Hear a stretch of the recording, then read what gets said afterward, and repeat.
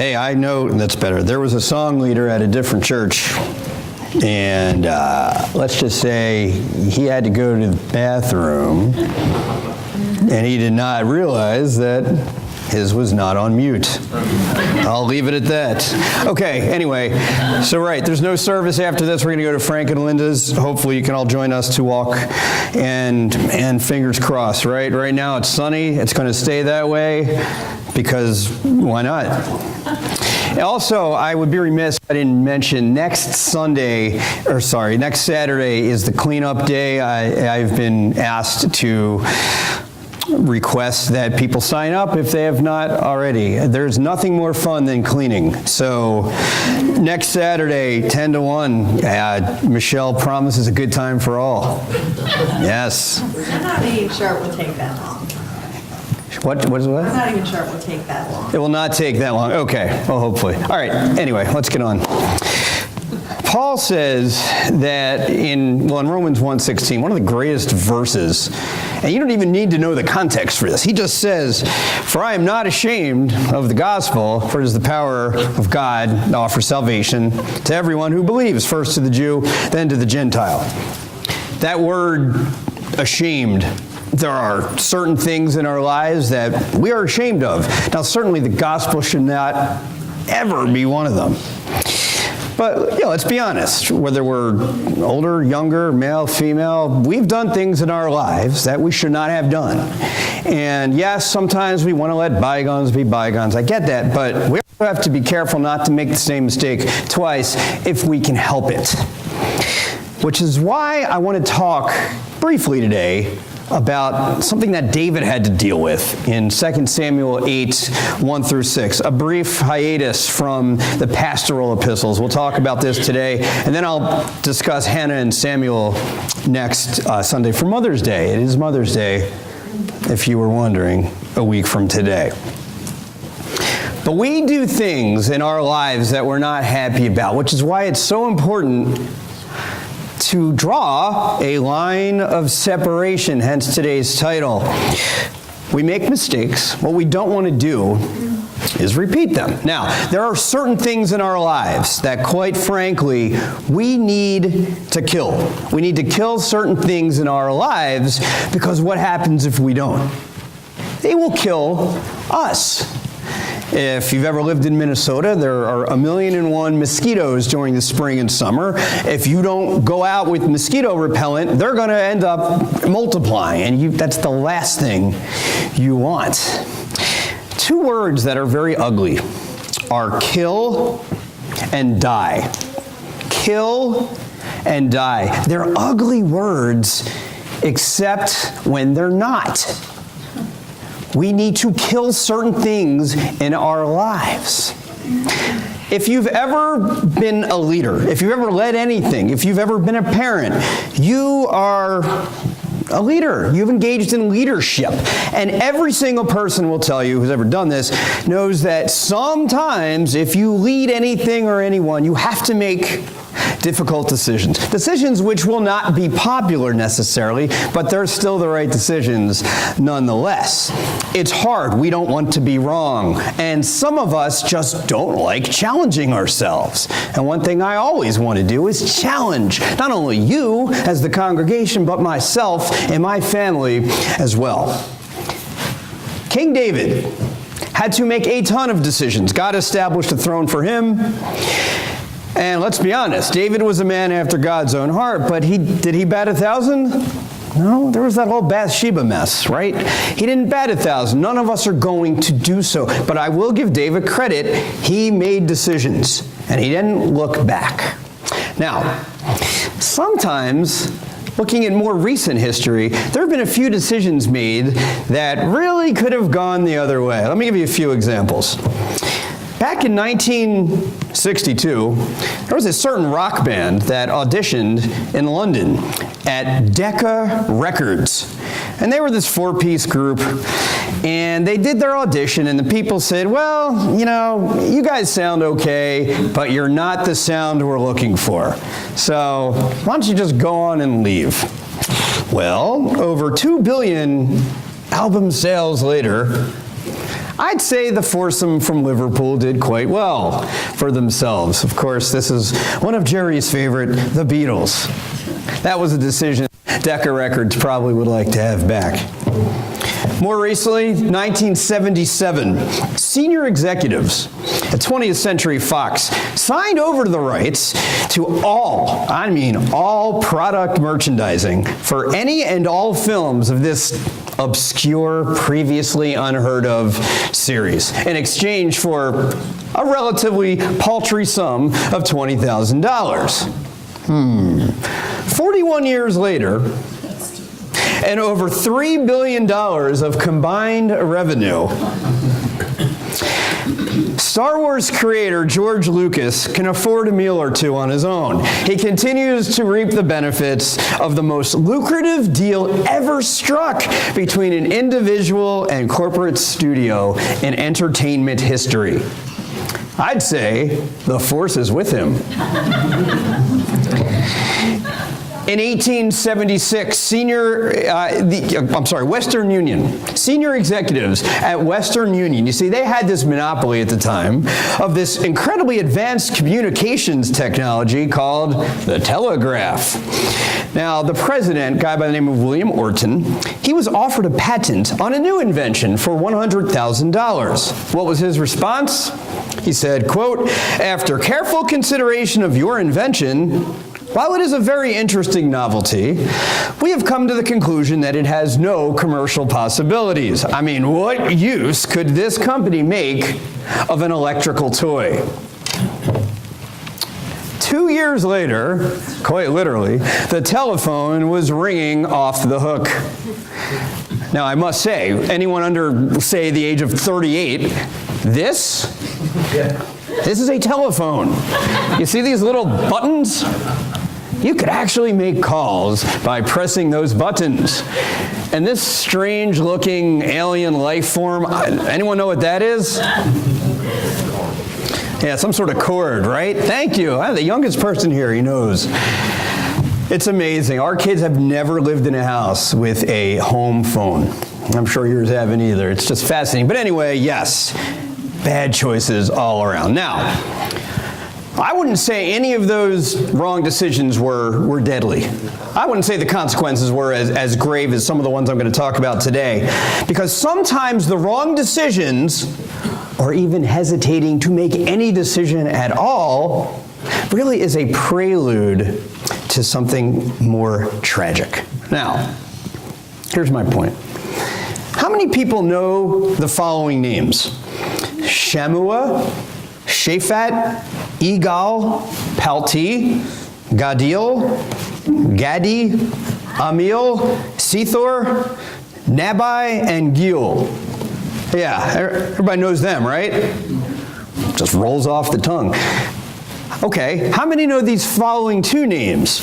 Caleb and Joshua.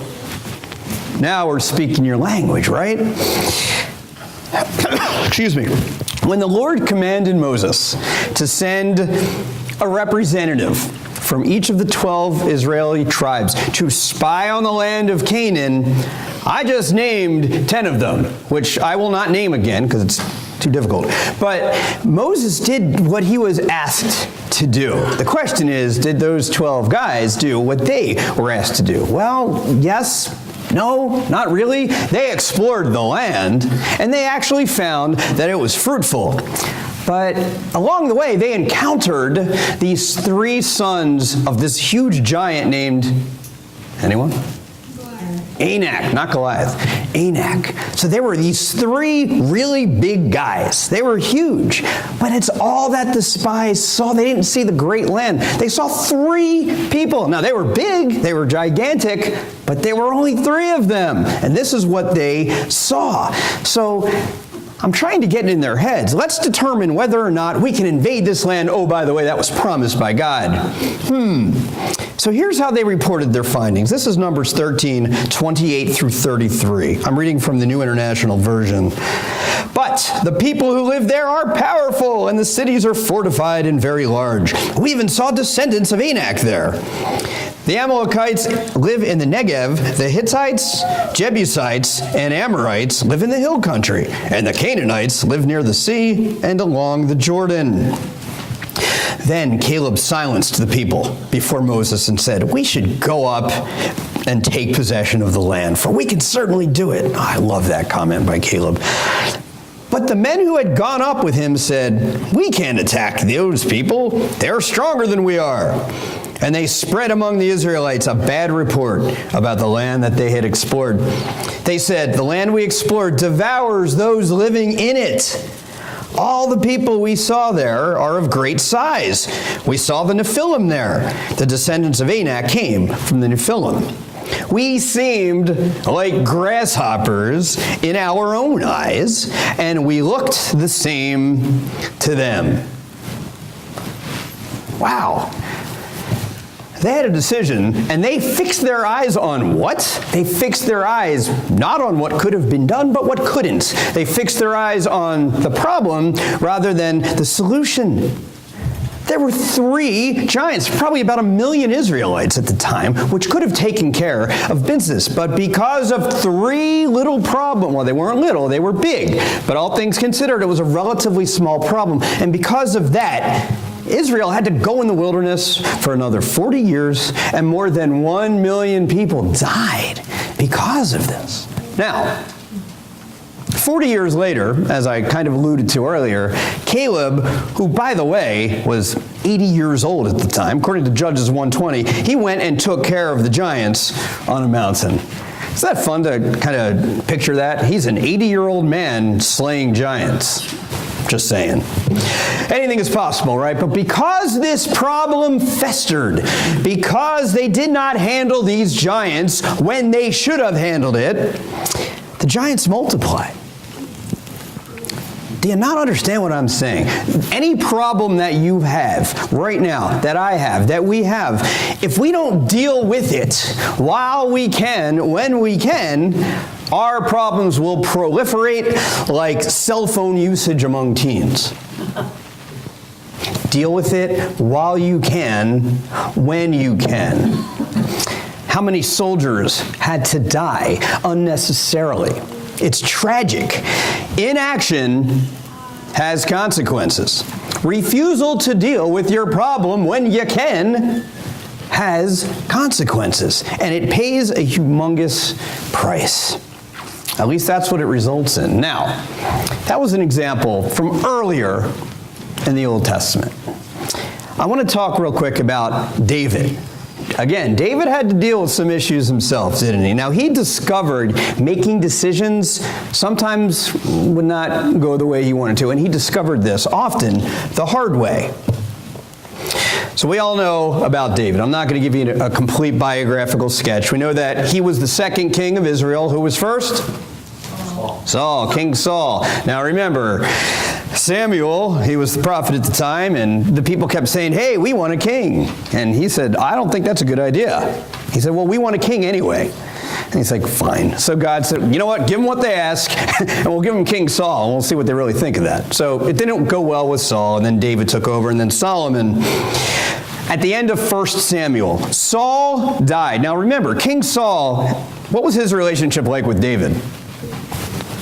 He hated David. He wanted to kill him because he was jealous. What makes matters even more interesting is Saul had a son named Jonathan. Jonathan and David were buddies. They were best of friends. They had a great relationship. Unfortunately for David, at the end of 1 Samuel, there was a battle where both Saul and Jonathan died. So David was obviously upset about that. And you talk about someone's character being of the high mark. Saul hated David. He wanted him dead. And David was so upset when Saul was killed. You know why? Because he was God's anointed. That's David in a nutshell right there. Then they experienced a whole lot of success under David. He becomes the king of Israel. He conquers Jerusalem. He defeats those Philistines. And then the ark, remember the ark? The ark is brought back to Jerusalem. Where was it? Well, the Philistines had it. And now, in I would say definitely a symbolic way, the glory has returned to Israel. God's promise. He makes a promise to David where his offspring will establish the throne, and then, again, Cliff Notes version, but they enjoy more and more and more victories. So God has done an immense work in the life of David. He has turned him into a little shepherd boy to one who is now extraordinarily powerful and has an immense amount of responsibility. So now, you've got David's empire. It is time to be a leader. And that includes, David's going to have to make some difficult decisions. Have you ever coached a team and you had to make final cuts? You had to post cuts. You know what I mean? Or maybe you ever tried out for a team, and how awful is that, making cuts? Because you know, and look, as most of you know, my mother, my sister work in theater, and you just can't have every single person who tries out for a show to be cast as the lead role, right? You have to make cuts. I'm sure Simone knows about this, right, Juana? It's not easy to do. Now, multiply that by about 100, and this is what we're going to look at. 2 Samuel 8, 1 through 6, and yes, that's me trying to highlight a couple of verses. In the course of time, David defeated the Philistines and subdued them, and he took Metheg-Ammah from the control of the Philistines. David also defeated the Moabites. He made them lie down on the ground and measured them off with a length of cord. Every 2 lengths of them were put to death, and a 3rd length was allowed to live. So the Moabites became subject to David and brought him tribute. Moreover, David defeated Hadadezer, son of Rehob, king of Zobah, when he went to restore his monument at the Euphrates River.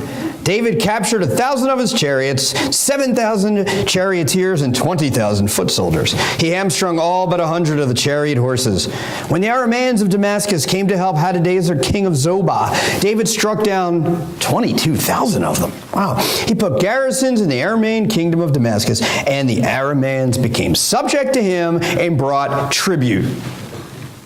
The Lord gave David victory wherever he went. The Lord, this is the result.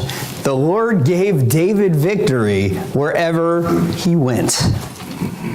There's a lot here. David and his army finally gets to beat those pests, the Moabites. Now, if you know anything about the Moabites, do you remember who the Moabites were the descendants of? Lot.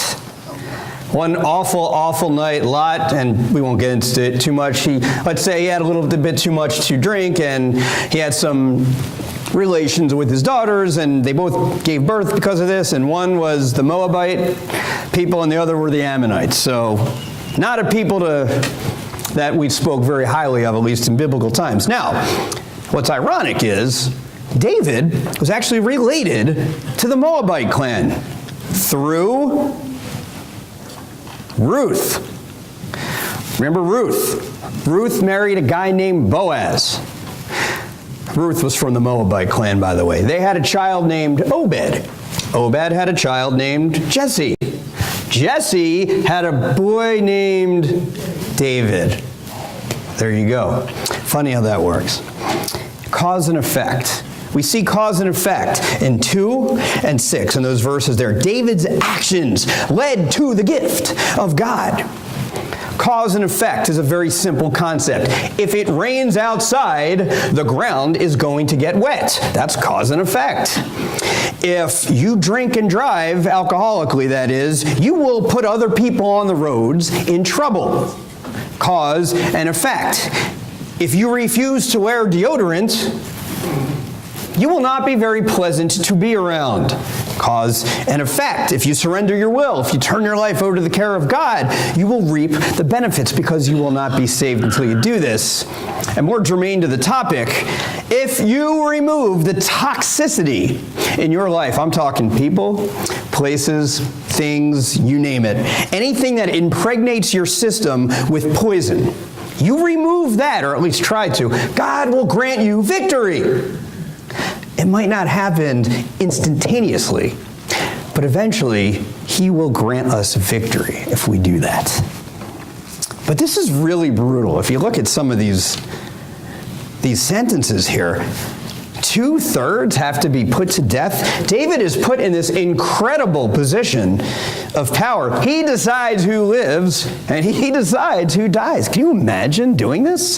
Say there's 30 people and I say to you, okay, you need to decide which 2 out of every 3 can die, but 1 can live. I mean, can you imagine going down a line saying, all right, well, you can live, but you have to die and you have to die? That's awful. But what a spiritual lesson this is. Because getting back to the Moabites, they have terrorized the children of Israel, and they have started to conquer them for quite a long time now. What is David saying?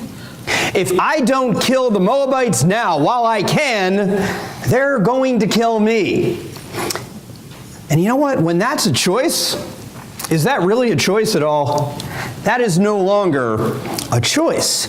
In your life, I see some of the sins that I have. I'll just spread them out on the floor, and I'll say, okay, what has to go and what can stay?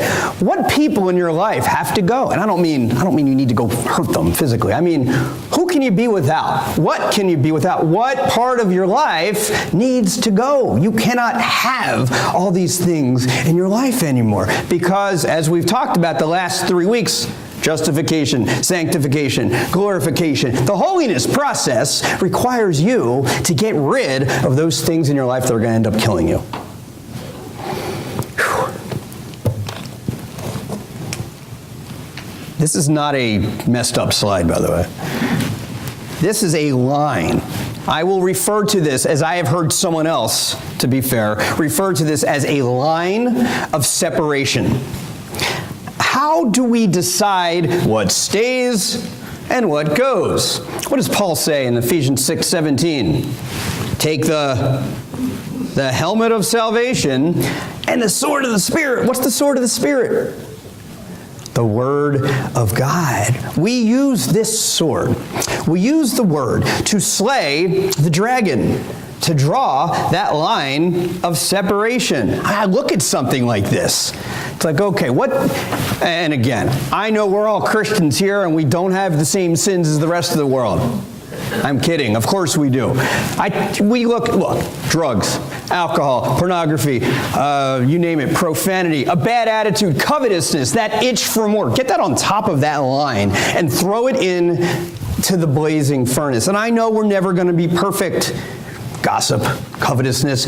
These are not anything that will leave our lives instantaneously and easily, but we at least have to be willing to do that. Because if you don't do it now, it's just going to get worse. You know that, right? This is not what I would classify as a fun sermon. I mean, not every preacher likes to talk about these things, but it's so true because these things are deadly. What does Paul say in Romans 8:13? This is the King James Version, I believe.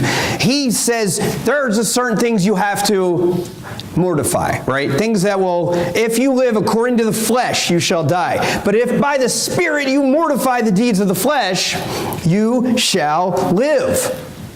I think of college students, I think of high school students, I think of even junior high students and parents of college students, high school students, junior high students. You know where you are.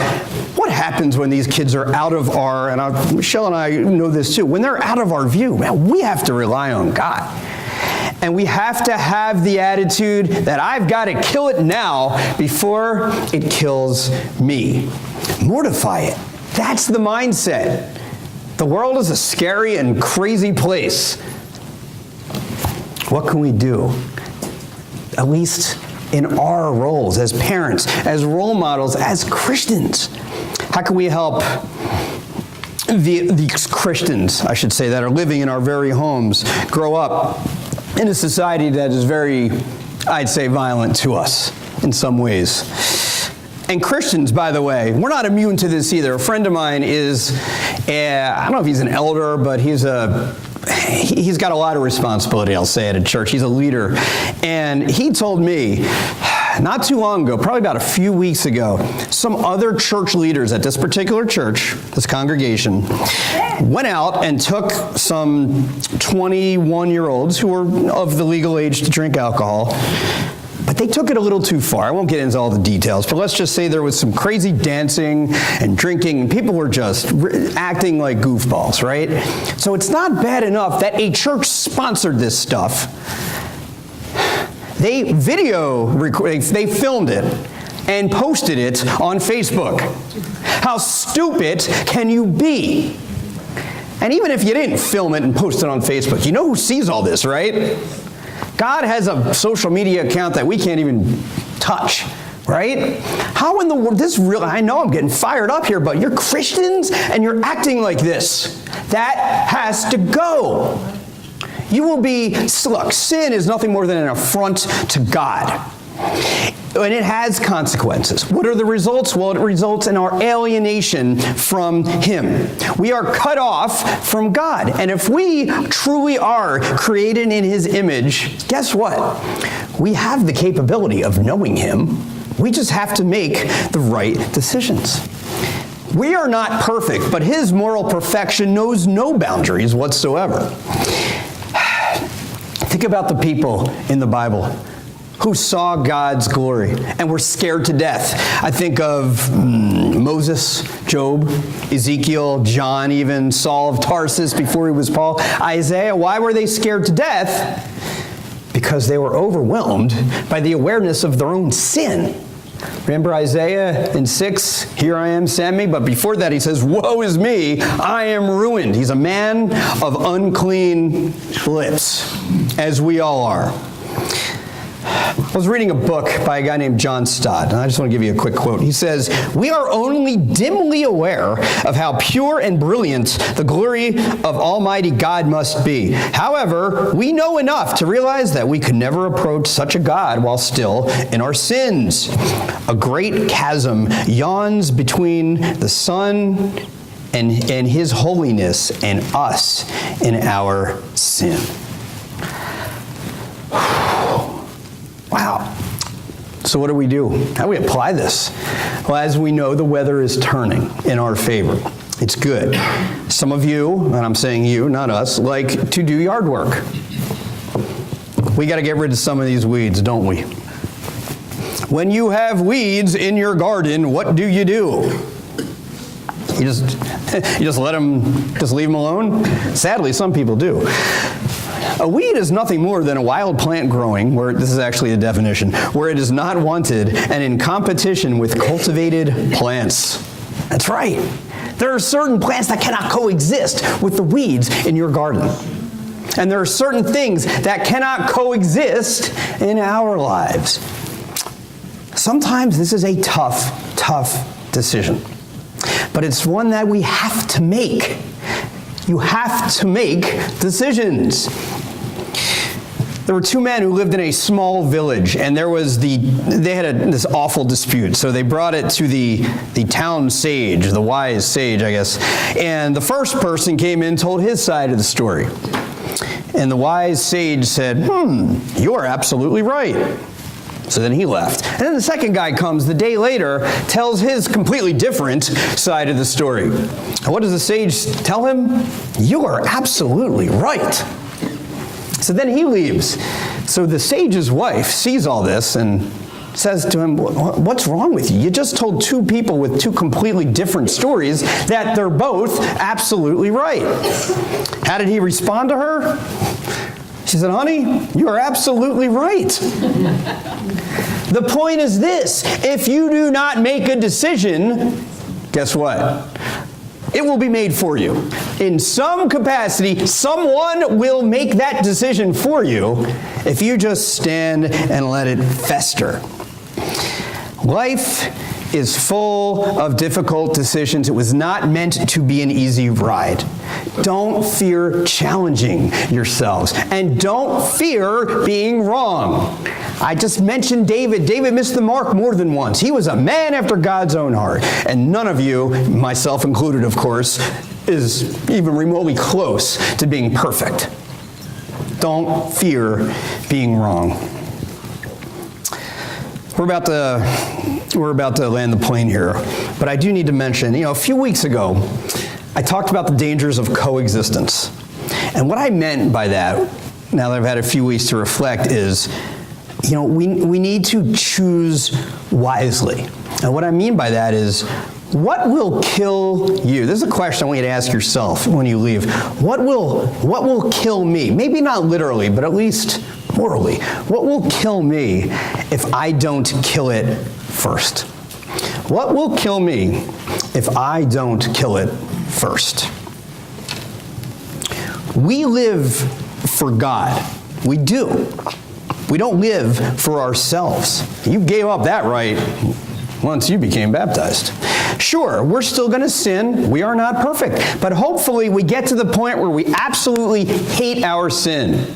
Our culture is we just have this cultural permissiveness now, where that's okay, I sinned, I'm not perfect, I'll get him next time. No, we should hate our sin so much that it should make us want to vomit. That's how bad it is. And we're not going to bat 1,000. We don't.